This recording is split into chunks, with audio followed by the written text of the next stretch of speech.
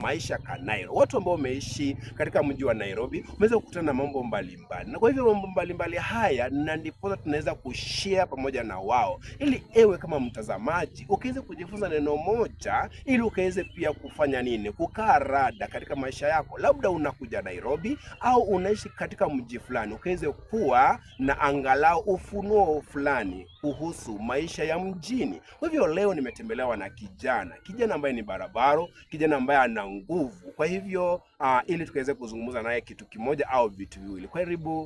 Karibu sana mgeni wangu.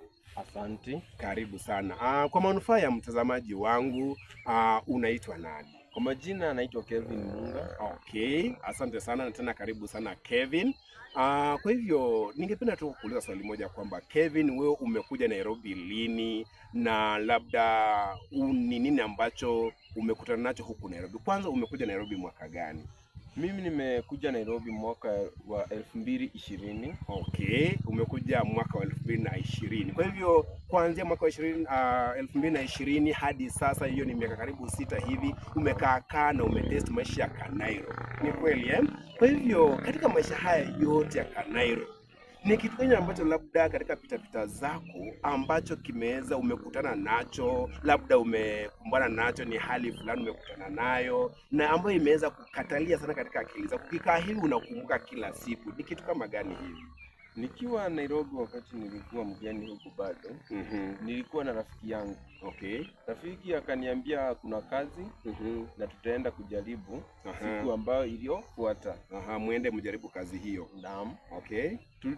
Siku iliyofuata tukaungana tukaenda. Tukabeba virago vyetu, nilikuwa na simu nakumbuka, na pia nilikuwa na laptop yangu. Laptop. Yeah. Tulipofika kule kuenda kutafuta kazi, okay, wakatuambia tukakuta tukukuwa wawili peke yetu. Kulikuwa na watu wengine. Kulikuwa na watu wengine hapo ambao walikuwa wamekujia hiyo kazi. Unajua Nairobi ni kutafuta kazi bwana. Kwa hivyo ikaweje sasa? Tukakalishwa chini hapo, tukafanyia ile kitu kwa kimombo wanaita interview. Mahojiano pale moja mbili eh? Naam. Tuliketi pale kwa muda wa dakika 30. Baada ya hapo, wakatuambia tuache virago vyetu pale kwa kile chumba. Mahali ambapo mlikuwa mmeenda mkapokelewa. Naam.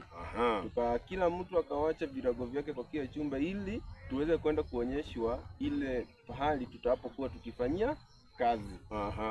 Muonyesho mahali mtaenda kufanya kazi. Naam. Kwa hivyo uko na moyo wa kwenda kuipata ile kazi. Naam. Kisha kukaweje? Sisi tukawacha virago vyetu, simu, watu walikuwa na vitu ambavyo vya bei, tukaviacha pale, tukaenda. Okay.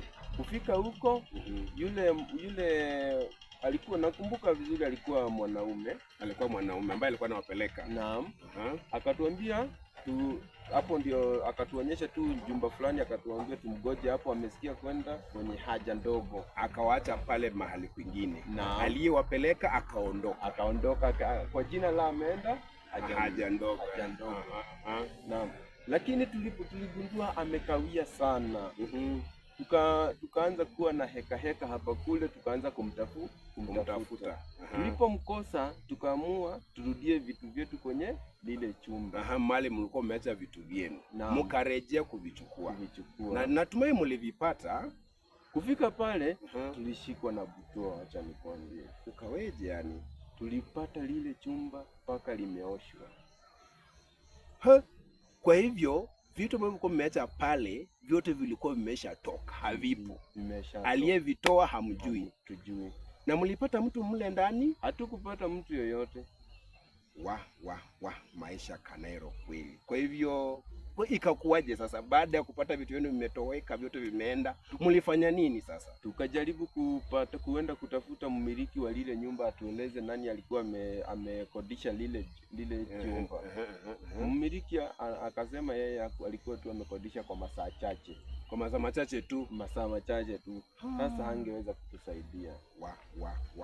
Kwa hivyo ikawa vitu vyenu vimeenda. Ulisema kwamba ulikuwa na laptop imeenda, simu yako imeenda, na ya wenzako pia ikawa imeenda hivyo. Hey, pole ndugu Kevin. Kwa hivyo sio hilo tu. Pia kuna wale ambao walikuwa wamewacha kwenye zile beki zao, walikuwa na pesa kidogo, walikuwa wameacha pale ndani, walikuwa tumeacha pale pesa kidogo. Tena hiyo pia imeenda. Yaani sasa hili ni jambo ambalo linasikitisha sana. Yaani ulikuwa umeenda kutafuta kazi pamoja na hela zako kidogo na mali yako kidogo pia imeshachukuliwa.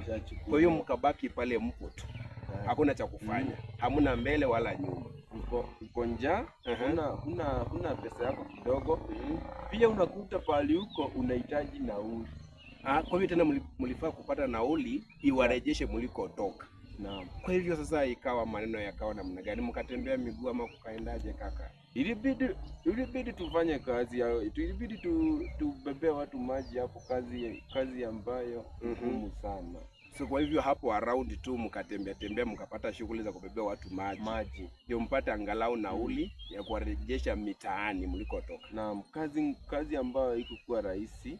Kazi ambayo unakuta nilikuwa ngumu, lakini ndio ili upate shilingi 20 ili uweze kurejea nyumbani. Okay, ni jambo ambalo linasikitisha sana.